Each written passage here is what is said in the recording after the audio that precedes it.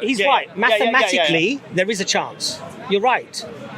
You're right that randomly things could occur and seem like they're completely organized. You're absolutely right. The problem is this, though. The alternative is that it's not random.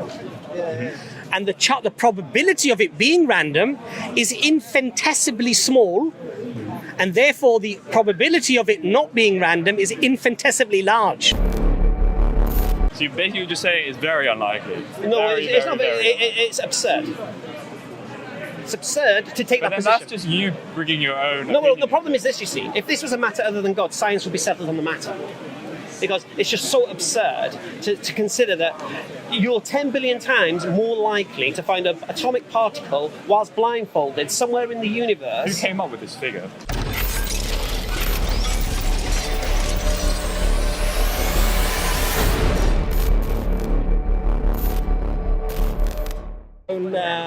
Desires, basically. So in Hinduism, you find that you see this transformation over thousands of years. So idols are now worshipped, when in fact in their core teachings it's forbidden. Same with Christianity. So if you look at, for example, the literal words of Jesus, peace be upon him, what does he say? Your Lord, your God is one. He himself worships the Creator. So his explicit teachings seem to be pointing to him as a messenger. I mean, I don't deny that. Yeah. You know, Christianity, Islam, all of that is monotheistic. Yes, but I mean, well, in its core. Hinduism, I'm not sure. No, in its core teachings. But of course, even Christianity today, if you worship Jesus, who we would regard as a messenger of God, not a God, not a creator, or not eternal, as God is eternal, we would see that as idolatry because you're worshipping creation together with the Creator. So in Islam, we have this very strict form of monotheism, which is you do not associate partners with God in any shape or form. So, for example, you're probably aware, you done your master's in theology or comparative religion? So you're probably aware that for a Muslim to, for example, worship Muhammad, peace be upon him, would be regarded as idolatry, right? So we don't worship Muhammad. And in fact, when the Prophet Muhammad, peace be upon him, passed away, the famous saying of the first Caliph, Abu Bakr radiallahu anhu, he said, all those who worship Muhammad know that he has died. And all those that worship the Lord of Muhammad, the creator of Muhammad, he is everlasting, ever living. So a distinction was made immediately. And so what we're doing here is we're bringing people back to those core teachings, those foundational teachings that God is one, God is absolute, and that you do not associate partners with the Creator in any shape or form. So even, for example, me attributing you with power to, say, harm me would be a mild form of shirk, a mild form of idolatry, because now I'm having faith in your abilities to change my destiny, when in fact we believe that Allah is the one that controls all and everything, basically, right? So, but yourself, as not accepting, perhaps, or not fully accepting the concept of a creator, if I could just ask you as to why you've come to that conclusion. I mean, I'm ambivalent about whether I've been created or not. I guess I'm more agnostic because I just don't know what to choose out of all of these religions. Yes. That's and your family, what background are you from, if you don't mind me asking? I'm Korean. Oh, Korean. So my parents are pretty agnostic. Agnostic as well. So Christianity tends to be quite strong in Korea as well, I believe. Is that right? Yeah, Christianity and Buddhism. And Buddhism. And what's the native religious beliefs of Koreans? Do they have a religion there, or? I guess before Christianity came, it was Buddhism. It was Buddhism, okay. So, Buddhism doesn't deal with the concept of the creator.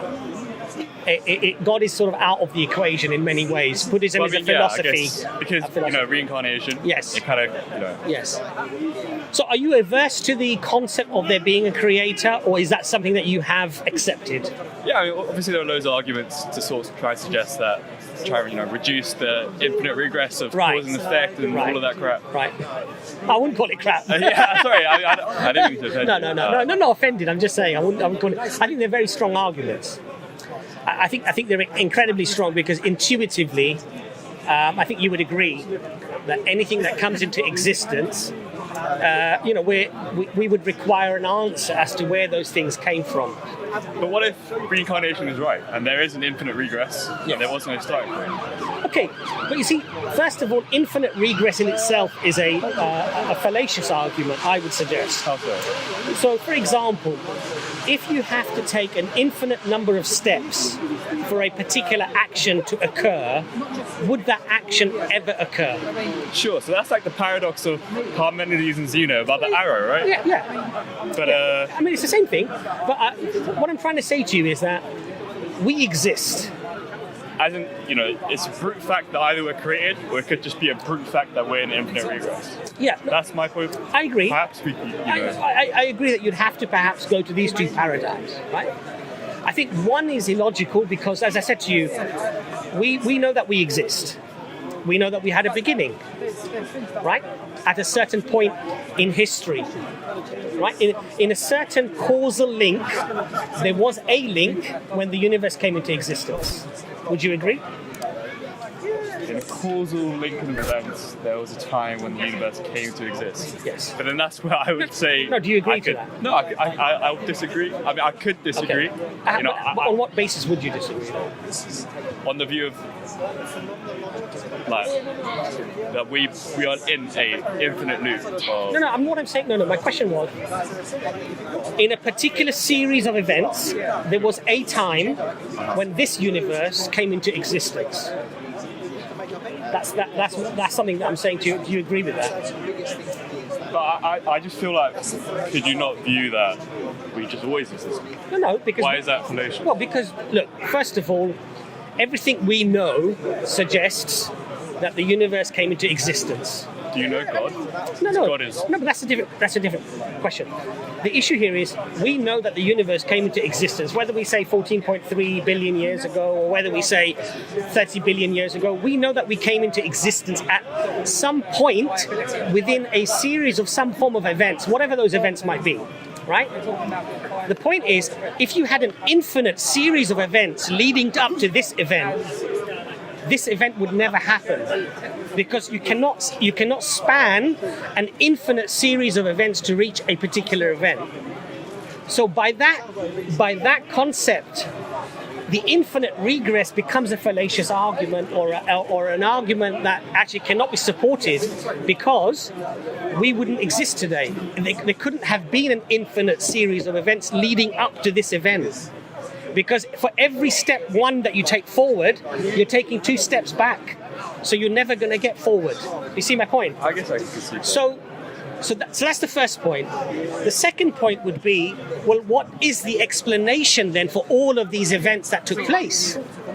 Now, you could say, well, it could be a material cause, but then you'd have to assert that the material cause has intelligence, has a will, has decided when something comes into existence, and has proportioned it in a particular way. Sorry, I lost you. Could you just repeat that last thing? Sorry. So what you'd have to argue, if it was a material cause to everything, you'd have to argue that material cause somehow is infinite. When you're talking about material cause of everything, what are we trying? So what I'm trying to say to you is that things can happen either through an immaterial, a metaphysical cause, like the creator, like God, or something can happen from another physical cause. If you see an eruption, like Big Bang, or whatever it might be, right?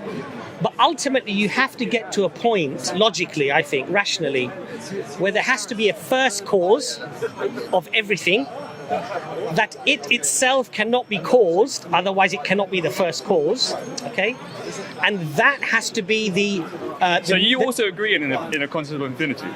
God, for you, would be an infinity, we agree in a necessary existence or a necessary being. The thing you have to ask yourself about this infinity, is there an infinity number of dependent things? If it's an infinity of dependent things, you still need something independent for them to exist. So whatever is dependent becomes part of a set of dependency, and you need something independent to be the explanation for that dependent thing. Because you can't have dependent things without an explanation. You know the argument for contingency, isn't it? Right. So if something's contingent... He's a master's in comparative religion. We're talking to a really clever dude here. Oh, really? Okay. That's so great. What do you believe then?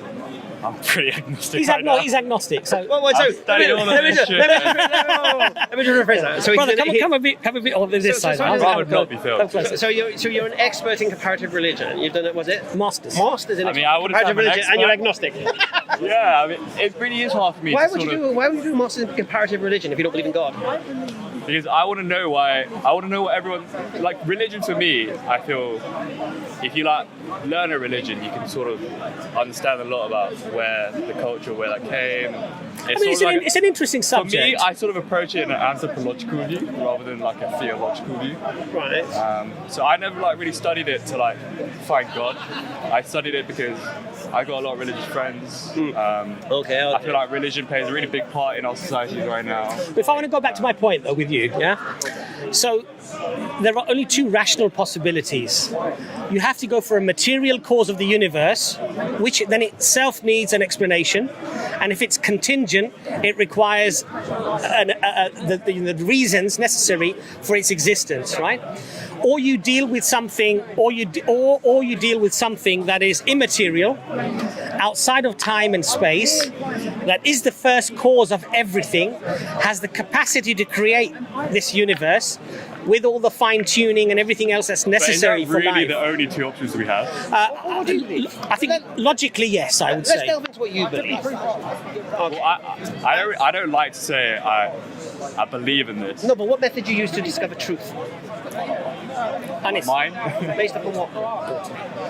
things I experience. So what you experience determines truth? No. Right. So what determines truth? What determines truth? I guess truth is independent of me. No, of course truth is independent from you, because whether you believe it or not doesn't make something true or not. Something's true or not if it's true or not. Whether you believe it or not is irrelevant. The point is this: what method of understanding do you use to understand everything? The scientific method, philosophy. What are you utilizing? What is your tools you're using to measure the reality? I guess it is a bit of science and philosophy. All right. So does science lead to a creator or not? Does science lead to an intelligent agency or not? Not really, no. Really? I don't. See, because I'll say to you very simply, the science of physics leads to an intelligent agency, the science of chemistry leads to an intelligent agency, and the science of biology What also do you mean leads by intelligent agency? something. Okay, so our human experience is whenever we see information, we know it's an intelligent agency that's produced it. We see information. When we see information, so if we read a book, yeah, you pick up Harry Potter, you know somebody's put that book together. It's not just random. Sure. Okay. Okay, you don't believe in randomness. No. We know information is not random. But like, Is information something intelligent could have, you don't believe that nothing intelligent could have come out of random? Listen to what's saying to you. Information, according to our human experience, is a product of an intelligent agency. If you could give me an example of some information that has been generated randomly, give me an example. Information. Well, A book that's when the coronavirus going out everywhere, we get new strains because they're mutating randomly. Well, that's information. Why is that not information? How It's is that DNA. information? DNA is No, literally but- information. No. Yeah, that's the point. So you'll say, yeah, but how are you saying that's happening randomly? Because it literally is. How is it? They're mutating randomly. They're mutating in relation to the environment that they're in, right? Sure. So they're not. So, are you trying to say if we knew everything about the virus, we could probably predict how it's going to mutate? What we're saying I think the point that Hamza's making human to you experience is when we have anything that's information, we know it's the result of an intelligent agency. When it's human information, is that Any information. I mean, I disagree with that. Okay, then you tell me where okay. You tell me where the information comes. Yeah, for DNA. Where the information comes. I mean, Yeah. I'm not a scientist. Well, no, because come on, give me an example. Show me where it's from. Where it's from. Yeah, where's the information come from? I guess it's within its sort of cells, which. But it never existed at one point. So where's the information come to create it? Pardon? Where's the information come from to put the molecule together? See, let me get something in perspective. No, one second. No. To your point, if you walk to the British Library Yeah. and you open up the books and you read them and they make sense to you, would you ever attribute somebody threw ink from space and some paper from space, and as it landed, all of these books, the words lined up, the books were bound, and they somehow fell on the shelves of the library? You would never attribute such a cause to that effect, right? Yeah. So to suggest that this universe or information that we find within biology, within chemistry, within DNA, the laws of physics, you know what that you're somehow doing? these were You know what all you're doing? random I'll give occurrences. you an analogy. You've got two choices. William Shakespeare wrote the works of William Shakespeare. Or a billion monkeys typing on a billion typewriters for a billion years. I think I wrote heard Shakespeare. No. But this is the probabilities you're playing with. So this is your choices. You have the choice that William Shakespeare did write it, or a billion monkeys on a billion typewriters for a billion years wrote the works of Shakespeare. This is the probabilities you're messing with. When you choose, you're basically aligning with the billion monkeys. Well, I'm going with Shakespeare. Well, I'm not aligning with it. I'm just conceding that there might be a chance that could happen. Like if one second. So you're saying there's a chance that a billion monkeys on a billion typewriters typing for a billion years wrote the works of Shakespeare? You think there's a chance of that? as in, if they were just randomly typing A whatever, billion monkeys? yeah, I think there For a could billion be a years? chance. No, he's right. that- He's right. I think there could be a chance if there was like a billion monkeys right. typing He's whatever right. crap. He's No. I'm saying to you, there's a It chance. could produce a book like Shakespeare. It could do. It could do. What's more likely? Obviously, it's not likely. No. But you take that. You want me to take it? No, that's what you do take. No, I was just saying I'm conceding that there is a No. chance. When you try to make the claim that DNA is the result of randomness. No, mutations. No, Not DNA. No, DNA. I said mutations. not Okay, DNA. I'm referring to information in DNA. Sure. Okay, when you take this stance that this is random, yeah, you're answering the question of that question about Shakespeare with the billion monkeys. Right. And I already told you that I think there is a chance that I Look, can I answer that question? Look, Go on. the point here is this. Yes, there is a chance. Can I just underline that? Mathematically, there is. No, he's Yeah, right. yeah. Mathematically, there is a chance. You're right. You're right that randomly things could occur and seem like they're completely organized. You're absolutely right. The problem is this, though. The alternative is that it's not random. And the probability of it being random is infinitesimally small, and therefore the probability of it not being random is infinitesimally large. Should I give you an example? I Now, the agree point with here is this, right? Human beings, in everything that we do, everything that we believe, whether it's a TV to buy or which camera or what phone, we generally base our opinions upon balance of probability. That's the reality that we find ourselves in, right? So if 9,999 people say this phone is the best phone that you can buy, and you have one guy, I'm not talking about 9,000, let's say 999,999,000 say this phone is perfect, the best phone that's ever been made. And you got one 6-year-old who says, I don't like the color, right? Who are you going to listen to? Clearly not the 6-year-old, yeah, right? yeah. Right? Because why would you do that? You would do that because you see on balance of probabilities highly unlikely that 6-year-old is worth listening to, because the probability of that 6-year-old being right to the 999,999,999 is ridiculous, right? Yeah. Now, the cause of the universe, the fine-tuning of the universe, Fine tuning. Could you expand on that? okay, the perimeters that are set in terms of gravity, the cosmological constant, The laws we see in nature. the laws we see in nature, right? If they were out by one atom in the entire known universe, one electron, life wouldn't be the way it is. We wouldn't exist. Really? I mean, I'm not a scientist. No, I don't know I'm about giving that. you the statistics, right? Can I give you a working example? Yeah, of go fine-tuning? ahead, yeah. Okay, so the way the universe is and the way it could have been. Okay. The chances of it being the way it is now random. Now listen to this probability. If I said to you, we'll take a subatomic particle and we paint it blue. We'll paint it blue, right? And then we blindfold you. And then we give you the power to go anywhere in the universe to search for this subatomic particle. Blue one. The blue one, whilst blindfolded. Right? And we give you go anywhere in the known universe to search for this blue particle. The chances of you finding that blue particle are 10 billion times more likely than the universe ending up the way it is by random. Is it like? Yeah. As in, obviously you said it, but is it? Yeah. How do I know what you said is true? No, right, you can verify that Go for and yourself. verify You know, we're it. not going to tell you all the information here. This is a learning process. This is something to reflect upon. I'll give you an example. If you were to put zero, the probability, right? You know when you write zero after a word, so if you like write 1,000, you write a 1 and 3 zeros, and a million, 1 and 6 zeros. All right.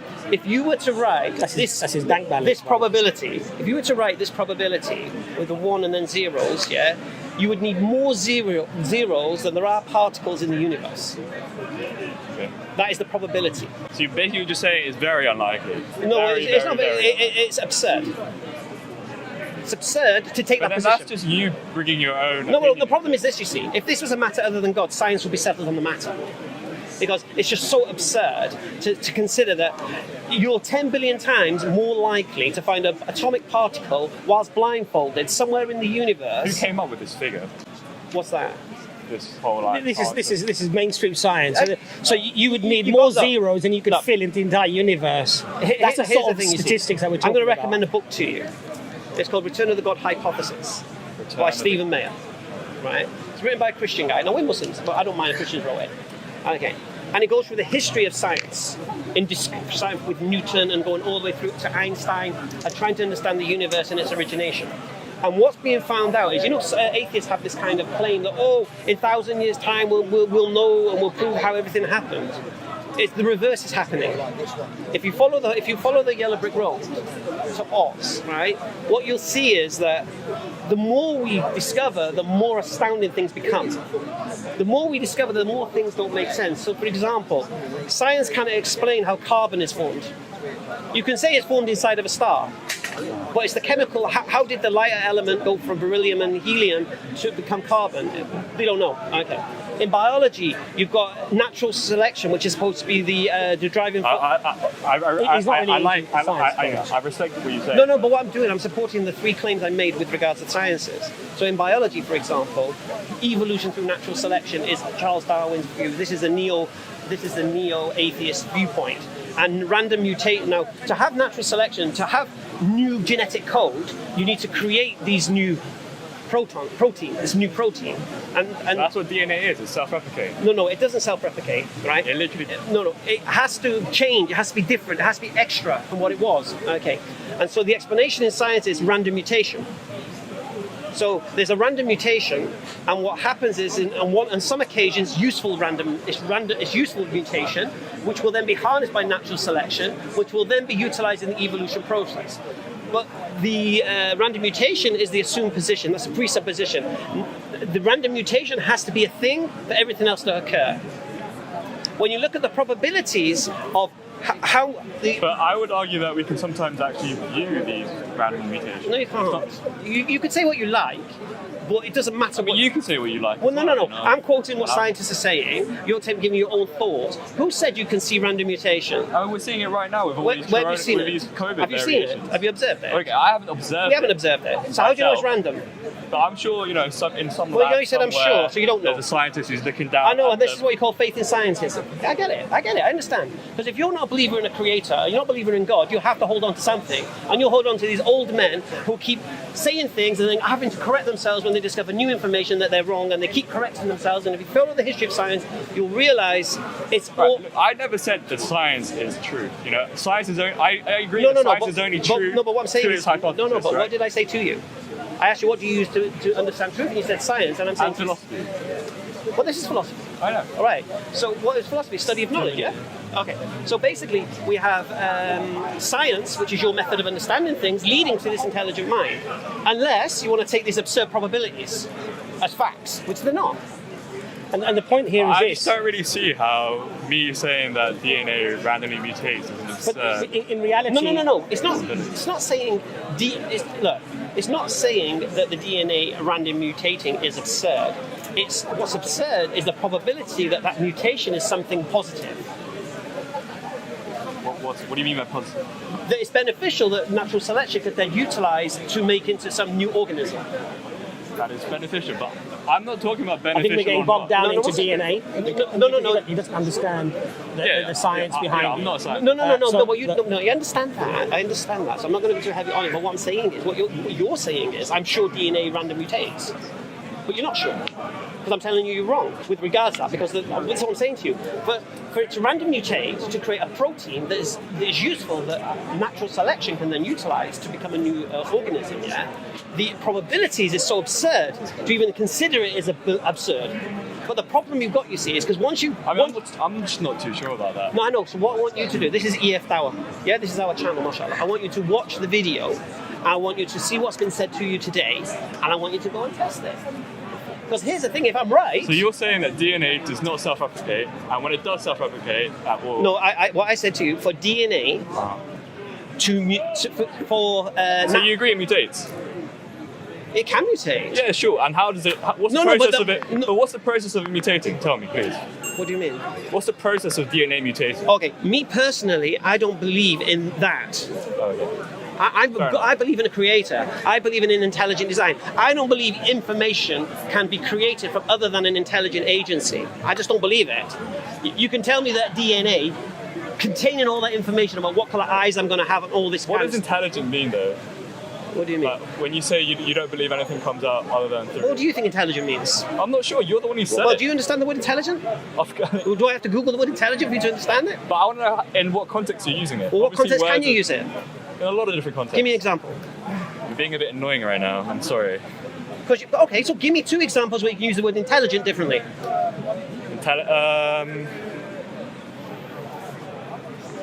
I feel like we're getting away from the point.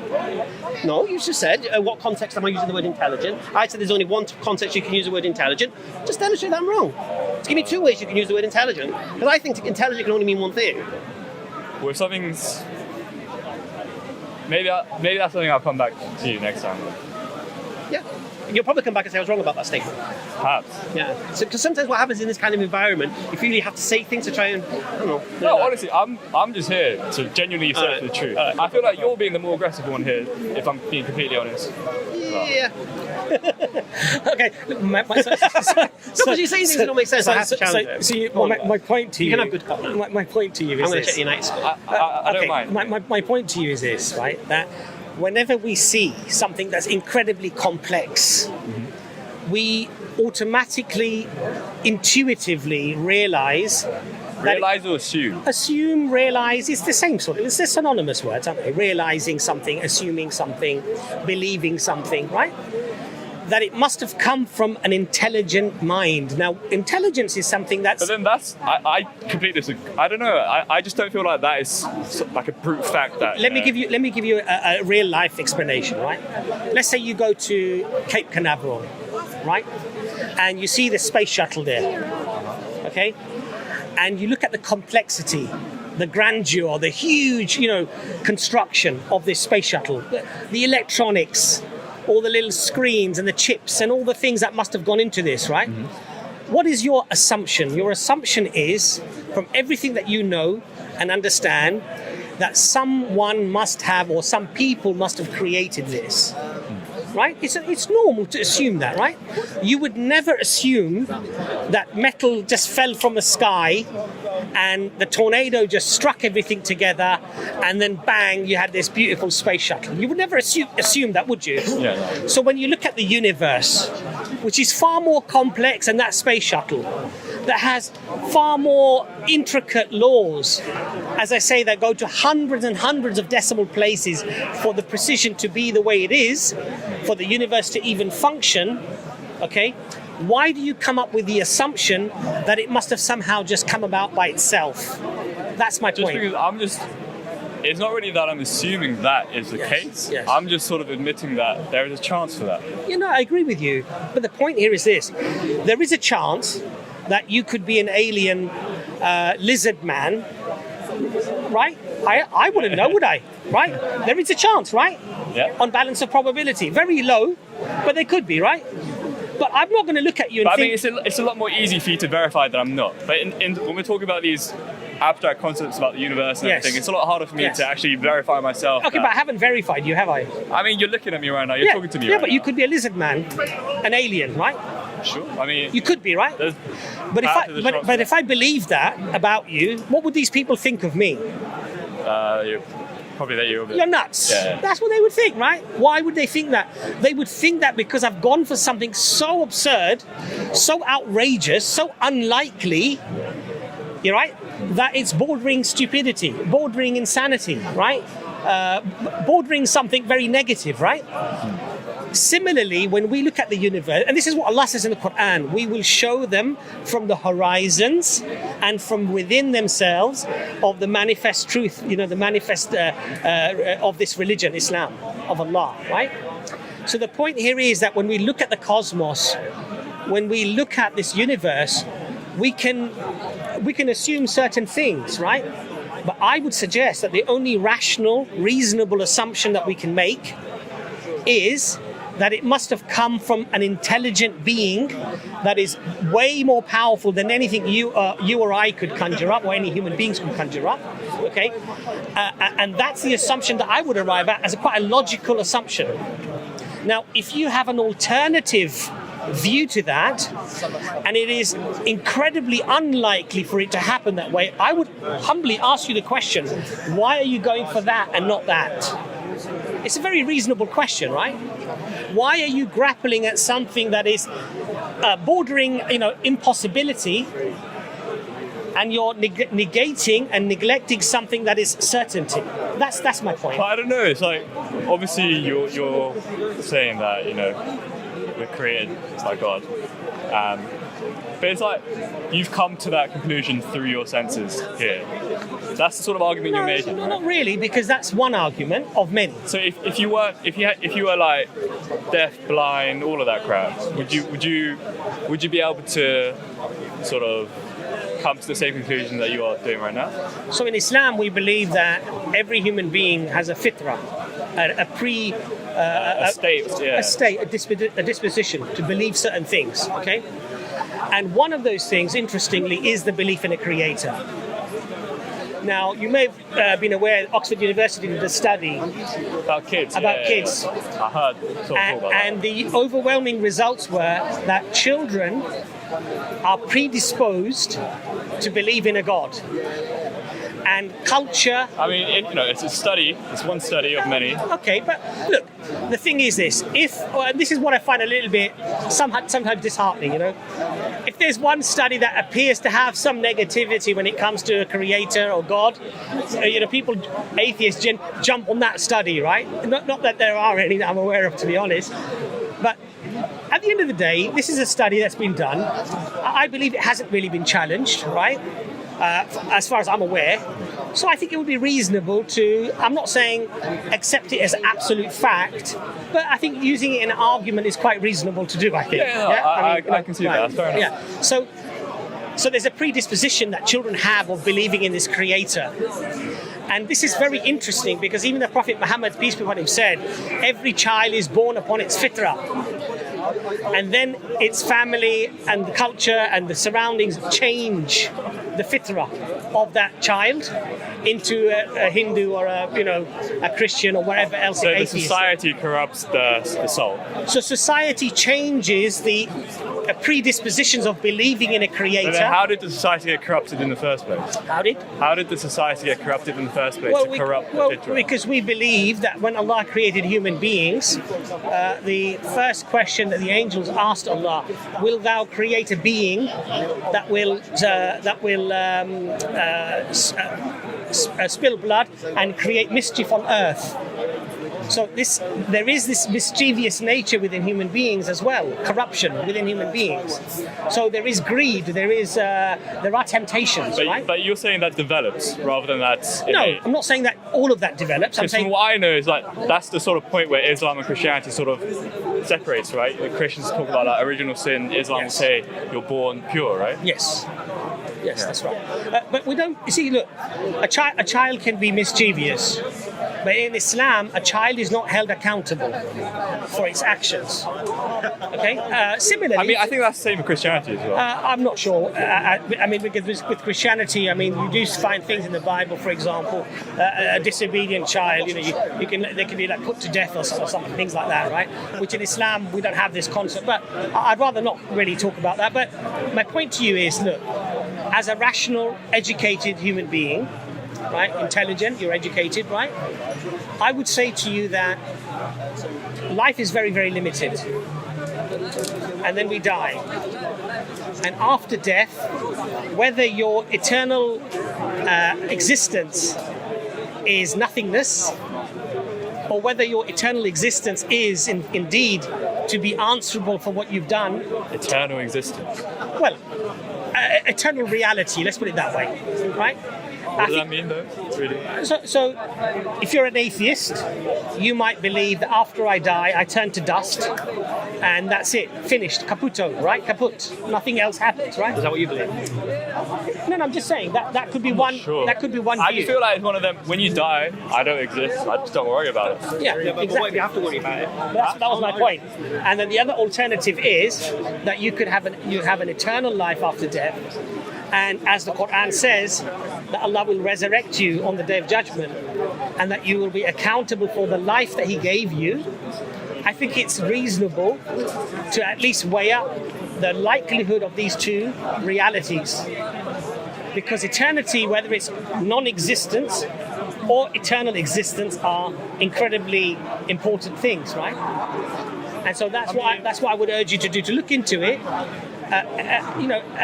The main reason why I struggle to get into a religion, to be honest, it is mostly about the afterlife stuff. Because I just take a common sense view that Common sense. death is the state where I'm before I'm born, I don't worry about that state. Do you believe you have a because soul? I didn't exist. Do you believe you so have a when I soul? die, I don't exist. Why should I worry about Do you believe you that? have a soul? Well, I believe I've got no idea. Right. So if you do have a soul, what happens to your soul when you die? If I do have a soul, I don't know what happens to it when I die. How could you know? I don't think I could know. That's the thing. How can I know about anything if I don't exist? No. How could you know if anything happens to your soul when you die? How could I know if anything happens to my soul if I die? I guess it would be a different type of knowing. It won't be the same type of knowing that it won't be the same way I How know many things things do you right now. What do you really know? Pardon? What do you really know? What do I really know? I mean, We don't even really know we're here. perhaps I can say I think therefore I am, so I know I exist. That's all I know, maybe. Yeah, that's what I'm saying. If you're sort of going down this skeptical No. I'm just saying to you, what do we really know? And how many things in our life do we do without even really knowing? So, a prime example, if I go to the doctors, I don't ask my doctor to qualify that he's a doctor and show me his medical certificate so I confirm before he prescribes me medicine he's qualified to. Do I? I believe he is. Do I know he is? No. I believe it. And this is human beings by nature. It's what we do. We go through so many things in life believing things without needing proof for it. The problem happens is, and this is a double standard, as soon as God comes into the equation, all of a sudden we need to know for sure. Well, we can't. What happened to the beliefs? All of a sudden now we have to know empirically and stuff. When we don't do that, it's not human beings. So we kind of create a double standard when it comes to this But question. isn't it also in our nature to want to know? Like you said about the doctor yeah, thing. of course it is. Like, say Let me if give you I an really example. wanted to know that guy was a doctor, I'd ask him.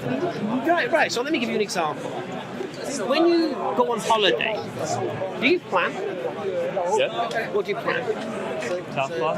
Huh? Have fun. Plan, you plan where you're going? Eat out. Yeah. Where you like going? Where I'm going. all Where you that. staying? Yeah. What clothes you're going to need? What time of work or college or whatever it Flights, is? all of that crap. Flight, everything. Suntan lotion. Yeah, everything. Yeah. Who you going with? Make sure they're available. Plan everything to the smallest detail.